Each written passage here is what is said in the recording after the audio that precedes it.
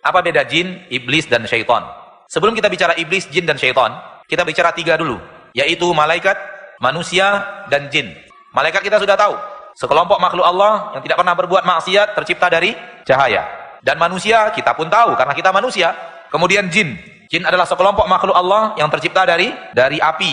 Jadi ada 3 kelompok, malaikat, manusia, dan jin. Iblis dari jin. Iblis dari kelompok jin. Dia adalah seorang jin.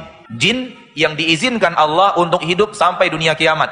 Hanya dia 1 orang yang dapat pengunduran masa kematian sampai hari kiamat. 1 orang jin bernama iblis. Jin yang lainnya akan wafat, akan meninggal dunia dan mati. Dan jin bukan hanya seorang iblis saja, jin banyak. Namun 1 orang ini yang dapat dispensasi usia sampai dunia kiamat. Jadi bayangkan sebelum turun ke permukaan bumi, dua-duanya sama diturunkan. Nabi Adam diturunkan ke permukaan bumi, iblis juga diturunkan ke permukaan bumi. Sebelum lagi turun ke permukaan bumi, sudah kerjaannya ingin menggoda kita. Sampai sekarang entah berapa usianya, kerjaannya menggoda manusia terus untuk keluar dari jalan yang lurus. Bayangkan dahsyatnya keahliannya menggoda kita. Itu dia iblis. Sehingga terjawab 2 di sini, terjawab jin dan terjawab iblis.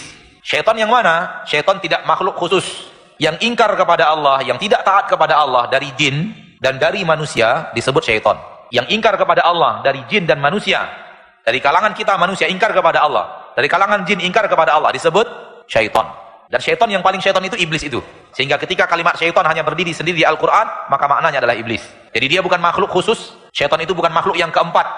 Syaitan itu berasal dari jin yang tidak taat dan patuh kepada Allah, dan manusia yang tidak patuh dan taat kepada Allah. Karena syaitan maknanya adalah dijauhkan dari rahmat Allah.